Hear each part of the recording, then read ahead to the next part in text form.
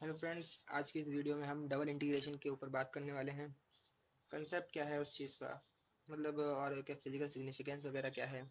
जैसे कि पहले हम टॉपिक डाल लेते हैं अपना डबल इंटीग्रेशन। हमने पहले पढ़ा था सिंगल इंटीग्रेशन। किस तरीके से डबल इंटीग्रेशन सिंगल इंटीग्रेशन से अलग है, इस चीज़ को समझना भी ज़रूरी है। मान लीजिए हमारे पास एक्स वाई प्लेन है और कोई भी एक रैंडम फंक्शन है y equals to F X. सही। तो इस केस में अगर मैं integration of F X D X लेता हूँ तो से कुछ capital F function time of plus एक कांस्टेंट आएगा। तो इसका कोई फिजिकल सिग्निफिकेंस नहीं है, ये सिर्फ इस फंक्शन का एंटी डेरिवेटिव है। यानी कि मान लीजिए हमने एक फंक्शन का डेरिवेटिव किया, वो उस फंक्शन से ये मिलकर आया, तो उसको दोबारा हम इंटीग्रेट कर देंगे तो हमें वो फंक्शन बैक मिल जाएगा। सिर्फ इतना काम है इसका। लेकिन जब हम बात करते हैं इसी चीज़ को हम लिमिट के साथ रिप्रेजेंट कर दें एफ एक्स डी एक्स, और ये वाला फंक्शन यहाँ पर एक ग्राफ में हमने प्लॉट कर दिया है, तो ये जो चीज़ आएगी वो क्या निकल कर आएगी, वो एरिया आएगा। किस रीजन का? ए से लेके बी तक। अगर मैं अपने इस ग्राफ में देखूँ, यहाँ से लेके यहाँ तक, अगर मैं इसे ए कहता हूँ इसे बी कहता हूँ, तो इसकी जो वैल्यू आएगी वो इस वाले रीजन की एरिया आएगी। बात सही है। सो हमने एक चीज़ देखी कि अगर हम सिंगल इंटीग्रेशन यूज कर सकते हैं तो हमें एरिया मिल रहा है। तो इसी इंटीग्रेशन को हम आगे बढ़ाते हुए ले गए। हमने कहा कि अगर मुझे वॉल्यूम चाहिए एक ऐसे ही रीजन, मान लीजिए ये वाला एक्स है, ये वाई प्लेन मान लिया, एंड इसको हमने जेड मान लिया। इस केस में अगर कोई एक पर्टिकुलर रीजन दे रखा है, यानी कि दो कर्व्स हैं y equals to F one X and y equals to F two X, ये दो रीजन है। अब इन दो रीजन को हमने x की वैल्यू के साथ लिमिट कर दिया है कि x की इस वैल्यू से लेके x इक्वल टू a से लेके x इक्वल टू b तक, अगर मैं इस रीजन के ऊपर z की वैल्यू देखता हूँ, z कोई फंक्शन है, capital X X comma Y ले लेते हैं हम इसको, कोई फंक्शन है और ये यहाँ पर परपेंडिकुलर रहेगा। तो अगर मैं एक पर्टिकुलर पॉइंट पर z की वैल्यू हम पे पता लग गई है, इस तरीके से होएगी। तो अगर मैं इस z की वैल्यूज को, सॉरी, अगर मैं इस z की वैल्यू को यहाँ पर छोटे से एक D X D Y element से मल्टीप्लाई कर दूं, किसे, z की वैल्यू को, तो मुझे इस छोटे से एक जो सिलेंडर टिप बॉडी बनेगी छोटी सी, उसका वॉल्यूम हमें मिल जाएगा। ठीक है ना, मिल जाएगा ना हमें। तो अगर ऐसे ही हमें सारे जितने भी रॉड लाइक स्ट्रक्चर बन रहे होंगे उन सभी को अगर मैं ऐड कर दूं वर्ल्ड होल रीजन, तो मुझे इस पूरे रीजन के ऊपर इस पर्टिकुलर जेड फंक्शन के वजह से जो एक 3D फिगर बन रही होगी उसका वॉल्यूम मिल जाएगा। मिल जाएगा ना। तो बस वही हमें करना है, कुछ नहीं। अगर हमें एक अप्रोच अपनाते हैं कि हम पहले पहले फिगर को बड़ा करके बना लेते हैं हम। देखिए इस तरीके से फिगर है, ये एक्स की वैल्यू ए है, एक्स इक्वल्स टू बी है, ये हमारे पास रीजन है। और यहाँ पर जो ये वाला फंक्शन है y का, ये एफ वन एक्स है, और जो ये वाला फंक्शन है y का वो एफ टू एक्स है। और z का भी बना ही लेते हैं।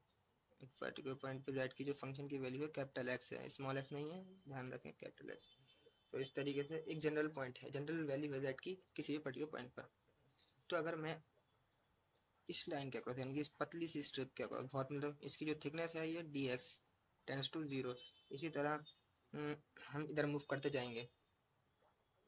इधर भी हम स्ट्रिप्स में छोटे छोटे पॉइंट्स के फॉर्म में छोटे लेंथ में मूव करेंगे, इधर भी डिवाई डिवाई डिवाई करके। तो अगर मैं इस छोटी सी डिवाई लेंथ जो इधर साइड है और छोटे सी डिवाई लेंथ, यानी कि इस छोटे से रीजन का वॉल्यूम निकालना चाहूँ, मतलब इसके ऊपर इस पर्टिकुलर पॉइंट को, इस पर्टिकुलर रीजन को हम एक पॉइंट मान सकते हैं, क्योंकि D X and D Y दोनों ही जीरो के बराबर हैं, तो इन दोनों को एक पॉइंट मार्क कर सकते हैं। और इस पर्टिकुलर पॉइंट पर जो वैल्यू होगी वो होगी यहाँ पर जो एक्स इक्वल टू ए की वजह से वैल्यू होगी। तो डी वी वन, यानी कि इस छोटे से रीजन का वॉल्यूम, वो क्या होगा, इस पर्टिकुलर रीजन पे z फंक्शन की वैल्यू जो कि होगी f, कैपिटल एफ ए, क्योंकि यहाँ पर x की वैल्यू a है। और दूसरी बात हमारे पास y यहाँ पर क्या होगा, एफ वन ए। तो ये तो इस पर्टिकुलर पॉइंट पर z की वैल्यू हो गई। अब हमें और क्या चाहिए, डी एक्स डी वाई। तो ये इस छोटे से डी वाई इसका वो हो गया वॉल्यूम। अब इससे नेक्स्ट पार्ट का वॉल्यूम अगर हम लिखना चाहें तो ए ही रहेगा, लेकिन अब थोड़ा हम आगे बढ़ गए। हमने मान लिया कि इस पॉइंट पर जो y कोऑर्डिनेट है वो y1, इसको भी D X D Y. Similarly move करते जाएंगे तो डी वी एन तक पहुंचेंगे हम एट लास्ट। तो उसमें अगर हम देखते हैं capital F A. At last में यहाँ पर कौन सा फंक्शन है ये f2, तो यहाँ पर जो वैल्यू होगी वो क्या होगी f2a, y की वैल्यू dx dy। तो ये जो है वो इस पूरी स्ट्रिप का यहाँ से यहाँ तक जो रीजन बन रहा हो ऊपर एक, उसका वॉल्यूम आ गया। इसको रीजन बना लेते हैं थोड़ा विजुअलाइजेशन के लिए। मान लीजिए z की वैल्यू इस फंक्शन के ऊपर इस तरीके से है, तो ये जो पतली सी स्ट्रिप बन रही है, समझ रहे ना, मतलब ये पतला सा रीजन है, इस पतले से रीजन का वॉल्यूम निकाला है हमने।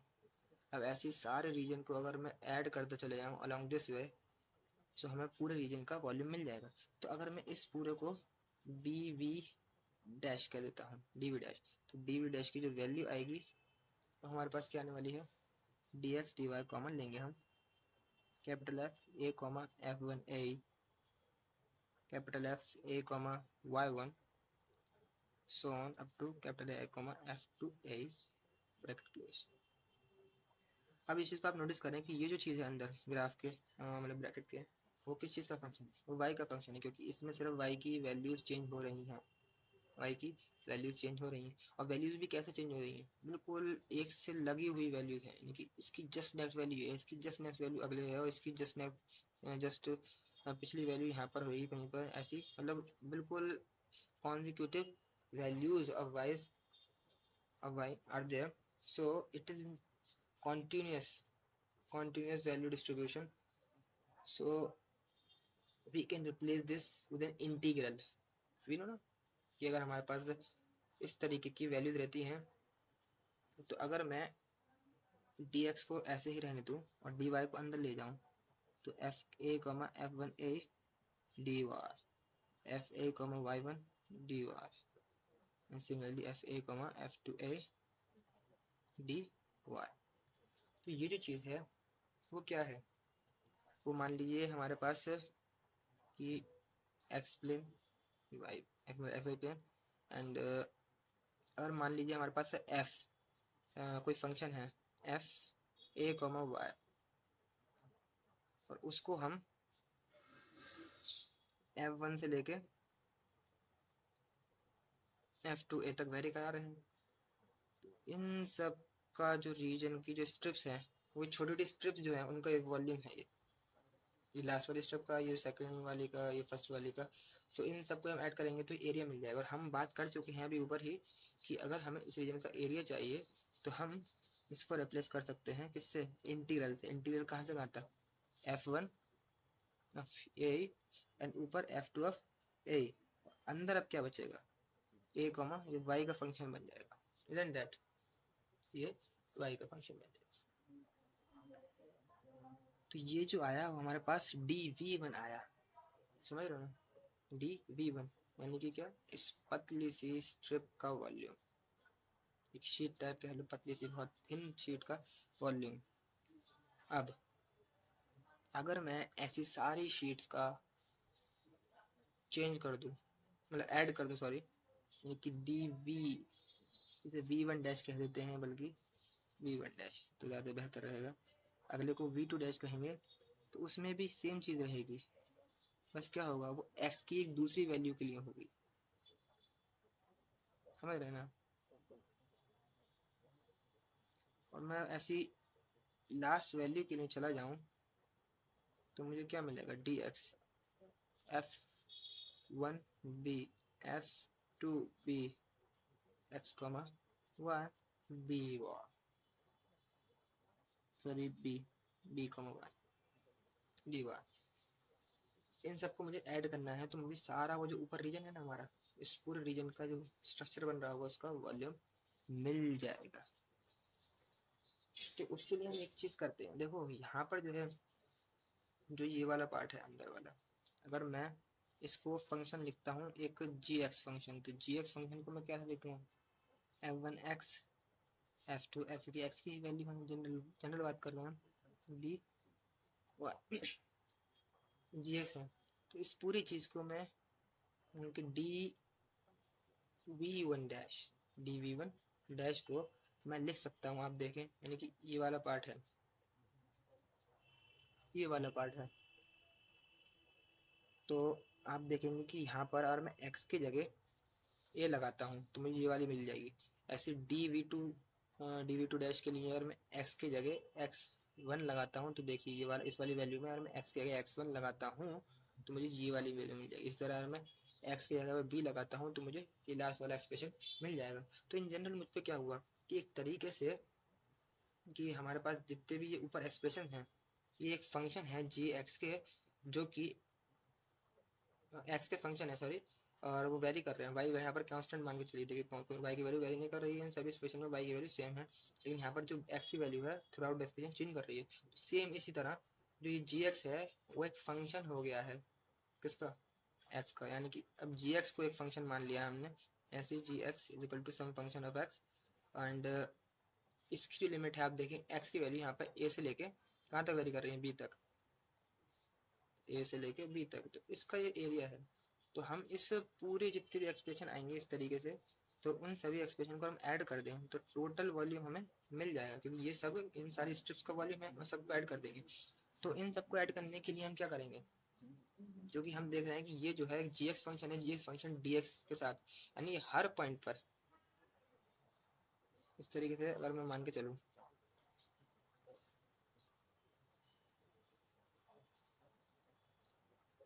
तो यहाँ पर जो हमारे पास ये जी एक्स वन है, सॉरी ये वाला पार्ट, तो इस पॉइंट पर ये ए के लिए जी एक्स की वैल्यू, ए के लिए जी एक्स की वैल्यू ये वाला पार्ट आएगा, उसको डी एक्स से मल्टीप्लाई कर दिया यानी कि इस छोटे से डिस्टेंस से, तो यानी कि ये वाली स्ट्रिप का एरिया है।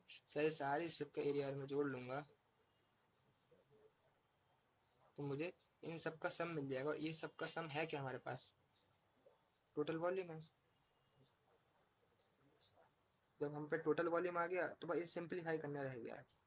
तो जहाँ तक बात है सिंप्लीफाई करने की, तो वो ज़्यादा बड़ी बात नहीं है, क्योंकि हमने इसे एक जनरल फंक्शन बना लिया है और इसको डी एक्स के अलॉन्ग, मतलब एक्स के अलॉन्ग वेरी कर रहे हैं तो डी एल दे रहे हैं, तो ये एक तरीके से इंटीग्रल ही बन गया। किस तरीके का इंटीग्रल, यानी कि जिसकी वैल्यू वेरी कर रही है ए से लेके, यहाँ पे ए से लेके बी तक, यानी कि ए से लेके बी तक कौन सा फंक्शन है, फंक्शन जी एक्स की। तो जी एक्स जो फंक्शन है वो है क्या हमारे पास, F one X, F two X, capital F X comma Y D Y bracket, इस वाला इंटीग्रल कौन किसके वजह से, डी एक्स। तो ये जो चीज़ आई हमारे पास आप देखें तो ये टोटल वॉल्यूम का एक्सप्रेशन आया, टोटल वॉल्यूम एक्सप्रेशन। बस ये था डबल इंटीग्रल। लॉजिकली क्या करा हमने, पार्ट बाई पार्ट, हमने सबसे पहले एक छोटे से पॉइंट का वॉल्यूम निकाला, फिर एक लाइन के अक्रॉस सारे पॉइंट का वॉल्यूम निकाला, उनको ऐड कर दिया, फिर इस ऐसे एक जनरल जो शीट टाइप बनी, तो ऐसे सभी शीटों को हमने सम अप कर लिया, तो हमें टोटल फाइनली वॉल्यूम मिल गया। तो फिजिकल सिग्निफिकेंस डबल इंटीग्रल का यही है कि ये पर्टिकुलर रीजन का वॉल्यूम निकालने में काम आता है।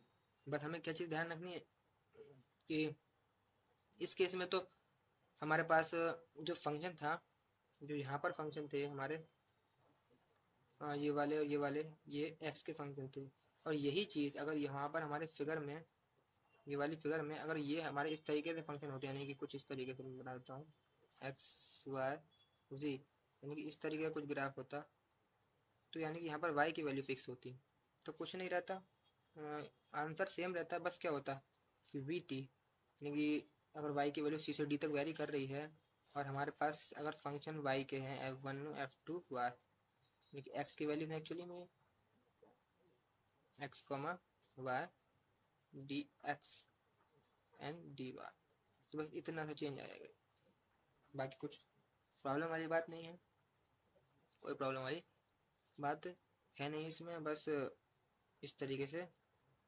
डिपेंडिंग अपॉन किस किस तरीके का हमारा जो फंक्शन है, किस चीज़ का वेरिएबल है वो, यानी कि एक्स पर डिपेंड कर रहा है इधर या फिर फाइव पे, तो उस हिसाब से हम इन दोनों में से कोई भी फॉर्म यूज़ कर सकते हैं।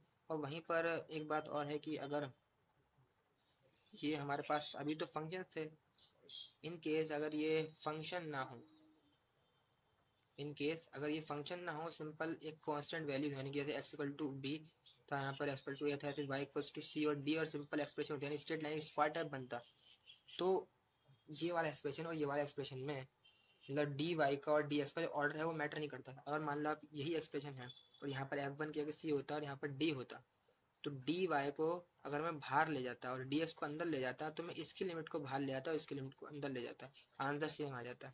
मतलब लिमिट की जो ऑर्डर है वो मैटर नहीं करता है इन केस अगर हमारे पास एक बेसिकली कहें तो रेक्टेंगुलर फिगर है तो हमारे पास एक, तो उसमें जो ऑर्डर है इंटीग्रल का वो मैटर नहीं करेगा। लेकिन इन केस अगर वो इस तरीके की फिगर नहीं है, अगर आपको फिर भी इसका जो ऑर्डर है वेरी कराना है, तो उसके लिए आपको ग्राफ बनाना पड़ेगा एक रफ फिगर, और रफ फिगर के हिसाब से आप जो बेसिक आइडिया है जो मैंने समझाया है, यानी कि या तो जो फिगर बन के आएगी वो इस दोनों में से कोई एक केस होगा।